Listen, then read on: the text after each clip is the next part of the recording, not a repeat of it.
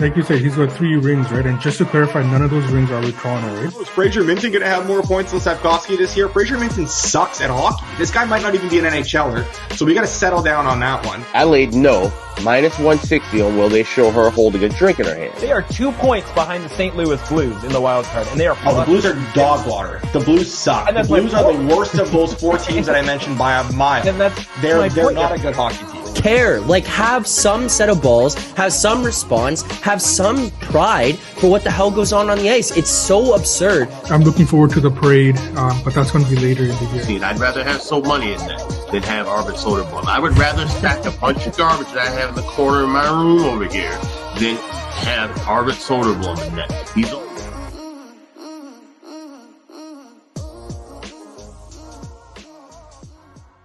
June 10th, welcome back to Edgework, presented by Pinnacle. I'm Zack Phillips, joined here on the 4-man panel today by So Money Sports. Alex Moretto back from vacation, and Matt Alber helping us break down Game 2 of the Stanley Cup Finals, react to what happened in Game 1 there on Saturday night, maybe look at some of the other things going on in this series, just answer some questions from the chat here as well. But before we can get into any of that, I do want to remind people that today's show, as always, is brought to you by Pinnacle, the world's sharpest sportsbook in business for 25 years. You can find out what professional bettors have known for decades. Pinnacle is where the best bettors play. You must be 19 plus in Ontario. Please play responsibly. Remember, not available in the US there. As we pull up the odds for today's game, a lot of times, whether it be first periods or full games, you're going to see on either side, no matter what it is, Pinnacle is going to have the best odds. So make sure to add it to your list of outs today.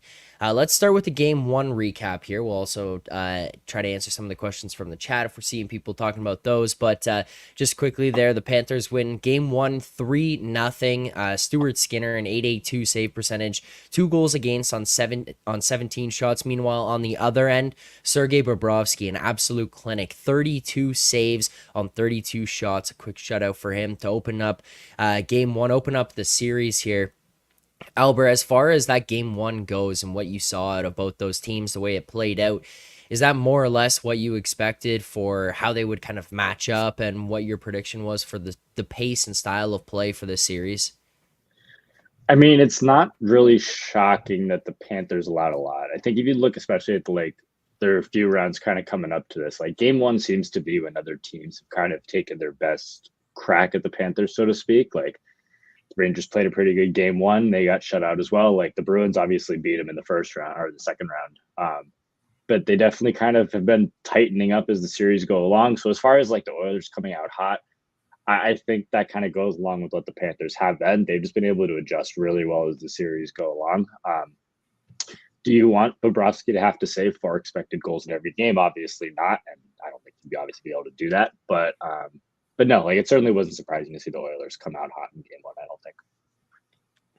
Moretto, I know that you have some Conn Smythe futures. We've talked about it here on the show. It's been brought up, whether it be in series previews past or just kind of looking ahead to the playoffs towards the end of the regular season, some things we would be looking at. After watching what went down in Game 1 from Sergei Bobrovsky there, how you feeling about being a Bob Conn Smythe ticket holder right now? Yeah, he overtook Barkov, so it was pretty much the ideal Game 1 situation for the Conn Smythe market. I mean, if that's a preview of how the series is going to go in terms of Edmonton having the better of play, I think that I'm sitting on a very good position right now, and I think that all Bobrovsky numbers are kind of pretty valuable at these prices because, I mean, if you're getting them like plus 250 or whatever it is to win the Conn Smythe, then they're going to have to basically steal games or steal 4 games to win the cup. It's basically like a cheaper way to kind of back the Panthers to win this series. That being said, I don't think it's going to continue to be played this way. The important thing for Florida is to stay out of the box. 3 power play opportunities for the Oilers, and obviously they didn't score on any of them, but they very much should have, and they had plenty of chances to do so. It was more just like the Panthers didn't exactly kill them successfully. They just survived them. Got lucky to sort of survive them. I thought they would have learned their lesson after last year's Cup final. They took way too many penalties. It was insane how many power play opportunities Vegas had, and obviously we know how that went. So I would expect to see a little bit more discipline from them. But again, you can tell they're very clearly trying to play with that aggression and throw the Oilers off their game. It didn't necessarily work because the Oilers looked comfortable in the face of it and still were able to kind of do what they wanted to do. So I do think we're going to see a little bit of a different approach from Florida, where instead of just being ultra aggressive and trying to rattle them and trying to just wear them down physically, maybe they do try and focus more on that defensive game and playing a better sort of shell defensively, which is something they were so good at all season. So I think they're going to have to try and get back to the roots a little bit here, because if they try and play this series like they played game one, obviously anyone sitting on any Oilers positions should be pretty comfortable with how this might go. So, Money, do you think that just one more performance like this from Bobrovsky might kind of seal it from the Panthers side of things? Obviously, things would be open if it's the Oilers who come back and are able to win this one. You could see a swing in just terms of what the odds are for someone on that side to win this. But if Bob puts up another performance like that, if he leads this Panthers team to another game where you're hearing McDavid come out and talk about after the fact that, you know, you had the one side in Game 6 against Dallas for them where maybe they didn't deserve to win that, but they do. And then you kind of had the same game play out here in Game 1, but it was the opposite for the Oilers. McDavid coming out after saying, you know, maybe this was one we deserved to win, but you didn't get it. That's hockey. That's the way it is. Bob does that again. Is that just, that's it? Thanks for coming. He's the Conn Smythe winner on the Florida Panthers. Probably. There's still a long way to go, but we've talked about how a lot of the Florida guys, in terms of the Conn Smythe, they're all nobody separated themselves. So if Bob is starting to do that, then it would probably take another.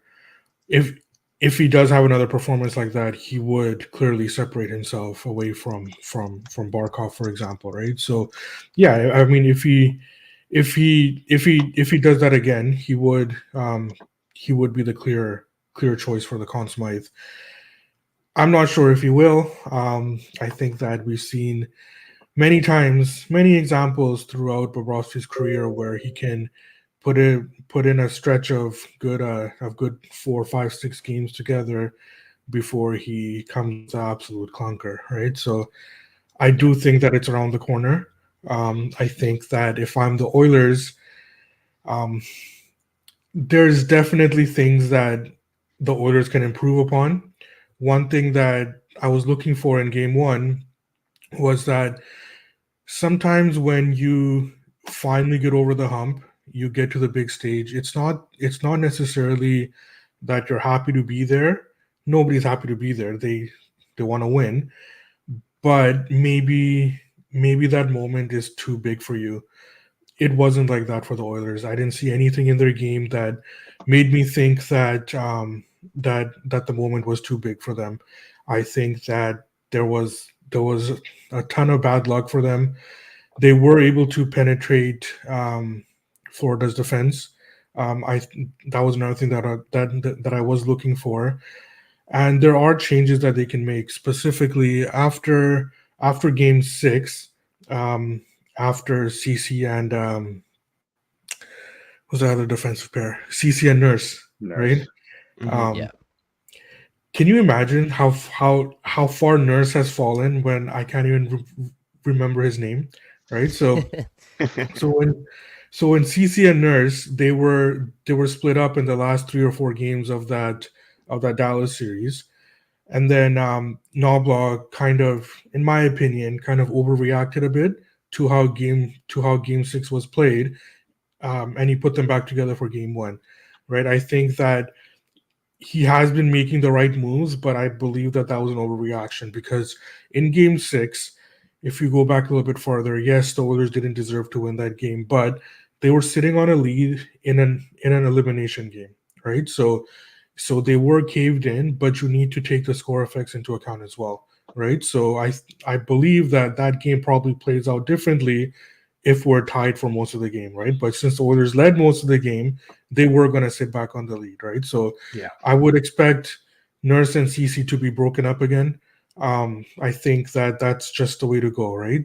Even though Knobloch talked about in terms of their peripherals, it's not as bad as it looks on the ice, but the fact is that it's the Ian Cole effect, right? Like there was tons of bad luck there. Things are just not going well for them, and right now you don't have the luxury of time to kind of play it out anymore. So I would expect them to be broken up. There are things that the Oilers can do. So I do expect that to continue going forward. So if I'm the Oilers, I'm not worried. But the Oilers just have to keep playing their game here. Do you think we see The only thing Darren that tonight on the back that's end? what I was gonna say. Yeah, I think so. Yeah. I don't think there's any way around it, right? Like, there was no reason to overreact like that, right? I think it's one of those situations where every move that he makes works. So sometimes you kind of push the envelope just a little bit more than you should, right? And I think in this situation going into game one, the best move would have just been acknowledging that game 6 would have been played differently, and there was no bearing on game 1 from game 6. It should have been a clean slate. Is this an opportunity here, though, now for this to kind of instill panic? Maybe not necessarily within the room, but this is just some outside pressure. Like you're talking about, maybe we see Darnay here now. Look, realistically, and maybe it's just me who's feeling this way right now, but like Cody Ceci stinks. Darnay stinks. Darnell Nurse, not like for what he's being paid, stinks relative to what his salary is. You're kind of tucked into a corner here, backed into a corner where it's like, okay, we can run through so many options. At some point, you're just going to have to kind of pick the lesser of two evils. And maybe what you guys are suggesting here tonight with Darnay, if he does come back, maybe this is the lesser. But if you lose this game again tonight, like I saw someone tweet out a stat that the Oilers have been scored against like 50 something times, and Darnell Nurse has been on the ice for 50% of the goals against in the playoffs so far this year. Like at some point, it's almost like you just kind of have to find a way to shelter it, find a way to hide it. But if things go poorly or sideways for Nurse and whatever pairing he's a part of tonight, is this just not going to start to snowball into something more where the media is going to be pressuring and the fans going to continue to pressure? Now Nobla is going to feel like he's got to go back to the other pairing for game 3. Like, is there not an opportunity for some kind of overreaction or panic going into this game and then coming out of it here as well, Somani? Normally, I would agree with you, but I don't think that would be the situation in this case. Couple of reasons. So first of all, you can't control the outside noise, right? Like like the media is gonna do their thing, the fans are gonna do their thing, right? So the reason I don't think that would come into effect is because Nobla has done it before. He's done it throughout the whole playoffs, where you would think that moves would be characterized as panic moves, but that's not the way that it plays out, and that's not the way that it's perceived in the dressing room. That's not the way that things develop on ice, right? So in the Canucks series, Skinner Pickard situation. In the Dallas series, splitting up CC and Nurse, right? So there is a precedent for him to be able to make big moves either within games or on a game-to-game basis, right? So even if the Oilers lose this game, obviously depending on how they lose this game, I don't think, and I don't feel that there should be any panic, right? The only panic move, thinking about it, that like I can see where it would kind of backfire would be if they remove Nurse completely from the lineup. Yeah, they get smoked, and now you've kind of backed yourself into a corner, right? So, and I don't think the Oilers are going to do that, and I don't think they should. Nurse should not be taken out of the lineup. But his minutes should be sheltered a bit, like they were in the latter half of the Stars series. Yeah, I couldn't agree. Sorry, go ahead. So the other thing with this is, and you heard Paul Maurice talk about it, is like when they were talking about McDavid and Barkov, it was similar. They were like, oh, well, you can't play Barkov every single time McDavid's on the ice. And he basically said something like, oh, yeah, watch me.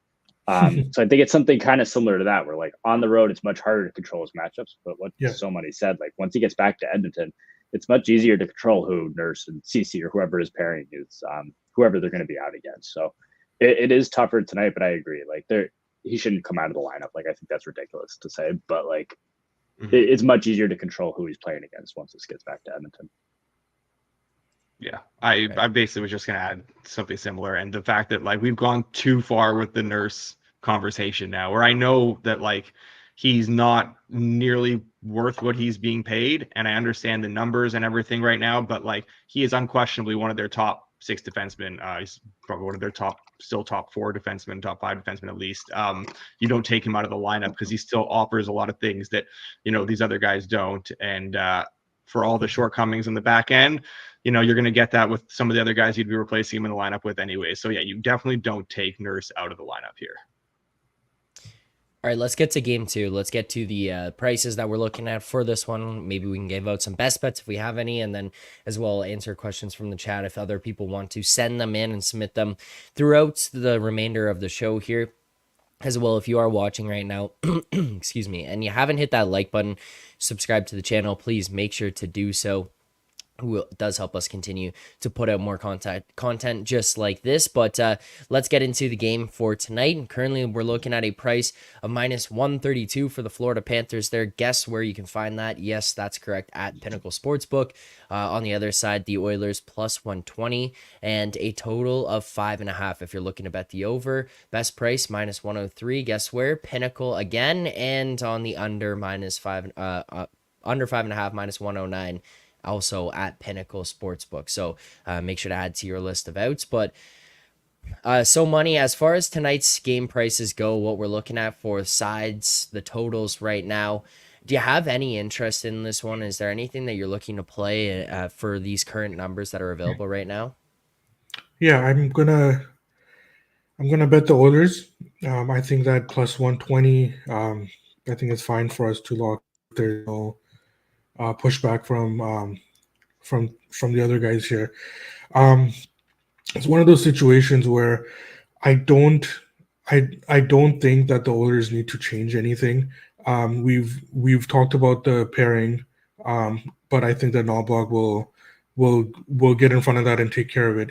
In terms of stylistically, on ice, the Oilers were able to get behind Florida's D, and I think that obviously that was one thing I was worried about. It did happen, and then you talk about what can Florida do differently, right? Alex mentioned that maybe they'll tighten it up. Matt said the same thing. Probably as we go forward, I would expect the Oilers not to get as many chances as they did, but I can't see Florida changing the way that they're playing. I know for sure, based on a large body of evidence here, that the Oilers are not going to change the way that they're playing. There's no panic in the Oilers game. They're just going to play the same way that they've been playing since Game 6 of the Canucks series. So I do expect the Oilers to play the same way. I do expect them to continue generating chances.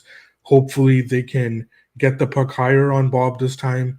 And I do expect Florida to kind of be aggressive, but also sit back a bit as well. And I think that if they continue doing that, based on how Game 1 went, and there's no reason for Florida to change the way that they're playing, right? And if based on the way that Game 1 went, I think that it's only a matter of time before the Oilers start having some success in this series. So there you go. First bet locked in here. We're going to go with the Oilers plus 120, pretty widely available. If you do want to track all the picks that we're giving out here on the show, we've given out throughout the playoffs, any of that, or dating back to last year as well, you can head over to the Bet Stamp app in the Find Better section as Edgework HQ, and that's where you'll see them in there. Alber, as far as what we've seen out of Game 1, how we kind of anticipated this series to go, is this what you expected the number to look like in Game 2 here tonight? Yeah, I think the number is pretty close to where I thought it would be, honestly. Like, going into the series, and we talked about this on the preview, the one thing I was really looking at out of Edmonton was, would they find a way to try to create more offense, or would they kind of be satisfied with the low event hockey they were playing? Obviously, they seemed to find a stretch pass that worked for them in Game 1. I don't even know how many breakaways they had, 3 or 4. But like, if you're Florida, I agree you're not necessarily going to change a lot, but I think the one thing you are going to change is you're going to go in the video room and go, how do we stop all these breakaways from happening? Like, I don't even remember how many they allowed in Game 1. But to me, that's the big change that they'll probably make from game 1 to game 2 is trying to take away that stretch pass. And obviously Bobrovsky was amazing, but at the same time, like if you cut those down a little bit, that certainly kind of hinders what the Oilers found a lot of success with in game 1. So I'm definitely not going to be on a side in this game. I'm still leaning towards the under here. Again, like if the Panthers are able to take that away, like the Panthers aren't going to want to play 4-2, 5-2 kind of games. And if the Oilers aren't getting 4 breakaways or whatever they got in game 1, like it is hard for me to see this getting over the total. That said, before game 1, the over kind of took money throughout the day to where you ended up being able to get plus money on the under close to puck drop. So I'm going to kind of wait and see if it does get to that point, but that's certainly the way I'm leaning here. Moretto, is that the direction that you anticipate this total heading again? Like kind of just a repeat of what we saw from game 1 where it did move that way. I saw even some kind of like plus 105s, plus 106s. Maybe that was more specific to some books here, but popping up right ahead of game time there. Is that kind of how you anticipate the market moving and reacting throughout the day? Yeah, I think so. I think it makes sense. You can see why the over took money, and you can see why the over will take money. There are obviously no shortage of chances in that game. And, for what Florida struggled to create, they were very efficient with their opportunities, which they often are. Obviously, you're not necessarily going to rely on Skinner. And if Edmonton continues to create that much, they're probably going to, find the back of the net more often. The big thing for me that Edmonton has to do, I have nothing on this game tonight. So, just purely from an analysis standpoint here and a hockey standpoint, what the Oilers need to do is they need to do a lot better at taking Bobrovsky's eyes away, because you look at his highlight pack from game 1. Obviously, he was outstanding, and I'm not saying that they made it easy on him or there were easier saves. There were some incredibly difficult saves, but they were all saves that he excels at. He's so athletic. He's so good with his lateral movement. Those breakaways, that cross ice pass, the one-timer to Nugent Hopkins that he saved, that acrobatic Hasek style kind of stack the pads, throw the legs up there. All those kind of saves, the Hyman one in front, like they were all very much right in his wheelhouse, where he's able to get side to side quickly. He's able to play down low, play on the ground. That's all stuff he's great at. You need to be able to do better at taking his eyes away. You look at the Rangers series and even the Tampa series, the goals Bobrovsky was letting in, the overtime goal from Wenberg, deflection. Wenberg takes his eyes away and he deflects the puck. Lafreniere had some deflected goals. Unless you're, basically beating him with a clean, perfect shot, you're going to need to take his eyes away. You're going to need to get more traffic in front of the net. That's obviously where Hyman and stuff comes into play. But yeah, I think we're going to see the Oilers do a better job of doing that. So maybe I can see, I mean, if they're able to do that, I can see why the over is going to take money, and maybe why the over can potentially get home too. But yeah, I got nothing on this one here. Just something that I kind of noticed from game 1 that I think the Oilers need to do a better job of. Last thing I want to touch on here on this series before we wrap up the show. We had talked about the idea of different ways to approach this one from a series perspective. So Money and Matt, in the last time we did this in the series preview, talking about McDavid plus 200 Conn Smythe, and we saw the series price for the Oilers. I believe at that time it was around plus 123, plus 125, in that range, depending on where it was that you were looking. We all agreed that the easiest path for the Oilers to win the Stanley Cup was going to be Connor McDavid being the best player, which would then tie into him being the best bet there for the Oilers side of things for us going into the series. Colt here bringing up, after game 1, the Oilers now down in the series 1-0. Better bet, Oilers series 2-1 or McDavid plus 320 Conn Smythe. As we know, these things can change. Obviously, we had a certain narrative going in mind into game 1 and how this one might play out. But has anything changed? Is there a certain way that you'd want to play this one if you were going to be looking to bet on the series and re-up, or play it differently throughout here? Has anything changed in your opinion? Would you find a better bet on either side of those, McDavid plus 320 or Oilers series 2-1? Nothing has changed for me after game 1. I think we saw McDavid be who he is, right? He was the best Oiler. He was the one driving player and stuff. So, yeah, I would agree with Colt there. I think that those two would be the way to look at it. But in terms of what would be the better bet, I think that McDavid, if you think the Oilers are going to win this series, I think that McDavid to win the Conn Smythe is still the way to go. Yeah. Alber, Do you have any Conn Smythe? Have you added any just so that we all know who to bet the no on? Carter Verhaeghe had a big number. I think McDavid is still the better bet. Like, I think if you look at game one, right, like not only did they not win, but they got shut out. So I think I'm looking at it as if the Oilers are going to win the series, I think the exact same way right now that I did going into game one. Like, it's not even like they lost, but like Draisaitl had a hat trick or something, right? That would drastically have changed it. Like they didn't score a single goal. So to me, if the Oilers win, like it's a fresh slate still kind of going in as far as who's going to produce. So I also agree. I think McDavid's the better bet. Like I said, the only thing I added was Verhaeghe at a big number prior to game one. But I also have Bobrovsky too. So if you can bet the no on both of those, I'm Bush Moretto. But yeah, I'd be betting McDavid Conn Smythe over Oilers series. So gutless. Moretto, are you adding to the portfolio at all right now?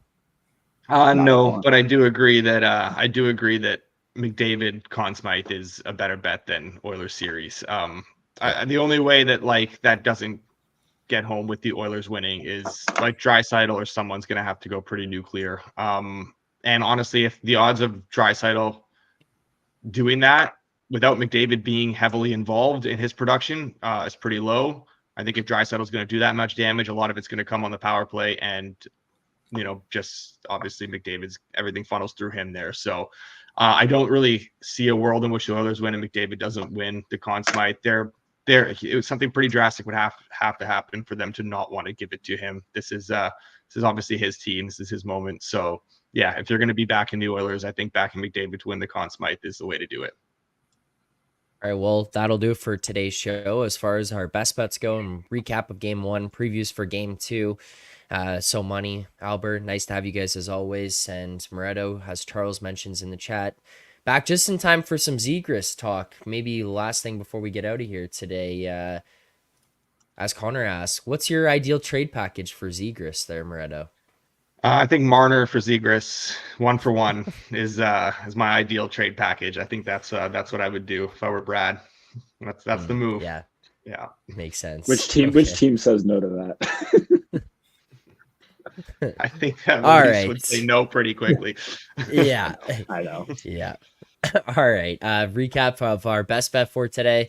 Oilers money line plus 120 for a full unit there as well. Alber looking to wait for a little bit later in the day and see where this number goes on the under 5.5. That may be able to get a better price, as we saw ahead of game one. That number moving in the direction of the over, which gave us a better look on the under 5.5. So maybe a way for you to play it there tonight. But thanks to everyone who tuned in. We appreciate the support as always. We appreciate you guys participating in the chat, sending questions, giving your thoughts on the games as well. So money, Alber, Moretto, thank you guys for taking the time as always. We'll be back on Thursday morning at 10:30 a.m. Eastern time ahead of game 3 to help break this one down. Recap of game 2, look ahead to game 3 with more picks, previews, and answer questions from the chat. So thank you all as always. Enjoy the game tonight and good luck on your bets.